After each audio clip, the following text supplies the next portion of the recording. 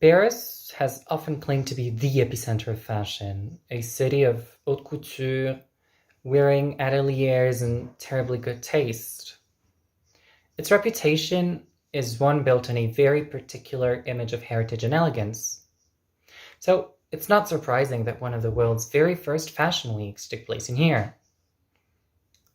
In the nascent days of Parisian fashion, designers such as Charles Worth in the late 19th century and Paul Poiret in the early 20th century toyed with the possibility of presenting their garments in action. At the same time, Lady Duff-Gordon, who was designing under the moniker Lucille, was doing something similar in London.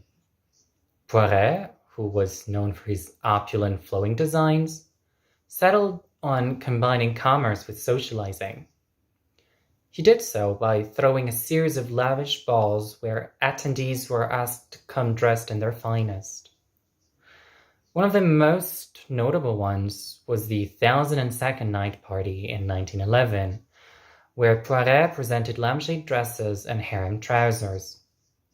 By the 1920s and 30s, Paris had become a hothouse of renowned names, from Coco Chanel's understated ease to Elsa Schiaparelli's surreal experiments. Shows became less of a big party, and instead, much smaller and more individualized events happened. Each fashion house would present their collections on a series of models at exclusively Klein-only events. With anxiety high about designs being copied, these were closely guarded affairs. A world away from the constellation of cameras today, photographers were strictly not allowed. It would take the aftermath of the Second World War for Paris's fashion shows to become more regulated. In 1945, the Chambre Syndicale de la Haute Couture stipulated that all couture houses had to seasonally present at least 35 night and day pieces. Garments were only available as made to measure, with a long process of ordering and fitting.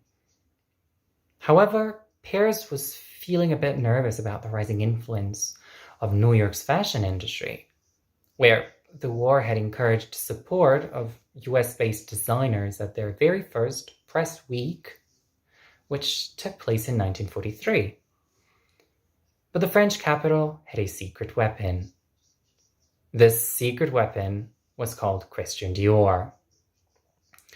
In 1947, Dior's first collection, Corolla, which was attended by huge numbers of fashion press, was allowed to be photographed. This detail helped to reset the sartorial agenda with exaggerated silhouettes. Doing away with the war's boxy pragmatism, Dior's new look was all voluminous skirts, small waists, and deliberate femininity. Over the next few years, Dior would help dictate the changing lines and shapes of women's wear, re-establishing Paris's mood alongside contemporaries such as Hubert de Givenchy, Pierre Balmain, and Jacques Fath. In the 1960s, another name, one who would cut his design teeth at the house of Dior, would emerge. I'm talking about Yves Saint Laurent.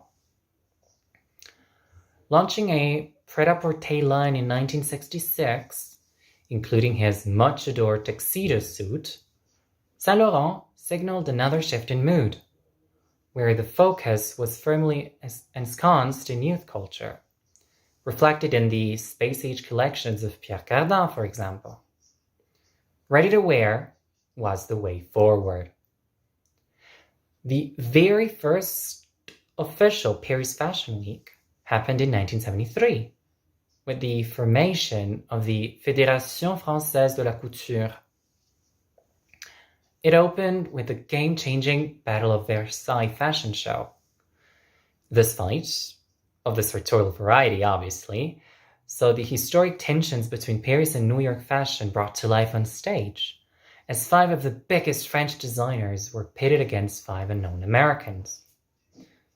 The event, which was a fundraiser to restore the Palace of Versailles, featured Yves Saint Laurent, Emanuel Ungaro, Christian Dior, Pierre Cardin, and Hubert de Givenchy on the French side, against Klein, Halton, Oscar de la Renta, Bill Blass, and Stephen Burrows, who represented America.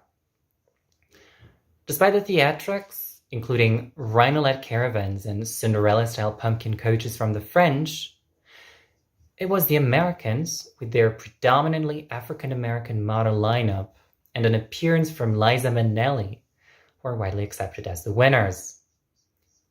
From then on, the shows only became more audacious, from Thierry Mugger's 1984 extravaganza at Le Zénith Stadium with an audience of 6,000 people to Jean-Paul Gaultier's show-stopping conical bra. Incidentally, these conical bra that debuted the same year as Thierry Mugger's line was made famous by Madonna when she wore his designs for her 1990 Blonde Ambition World Tour. Chanel's self-referential revival at the hands of Karl Lagerfeld in the 1980s yielded plenty of memorable runaway moments, while the establishment of a new wave of Japanese designers, including Comme des Garçons, led to revolutionary ways of thinking when it came to style. The 1990s saw British designer experts to Paris, from John Galliano, who became artistic director at Dior in 1996, to Alexander McQueen at Givenchy from 1996 to 2001. More recently, in contrast, and in July 2019 specifically, Stella McCartney joined forces with French luxury group LVMH in order to up the stakes in sustainable high fashion. Today, Paris's shows are more dramatic than ever. As custom-built sets are now the norm for many brands, PFW has seen backdrops replicating train stations and supermarkets, airports, and even merry-go-rounds. Plenty of these ambitious settings came courtesy of the late Karl Lagerfeld's tenure at Chanel, where each season he attempted to top the last. Elsewhere, look to Louis Vuitton, Balenciaga, and Rick Owen for theatricality.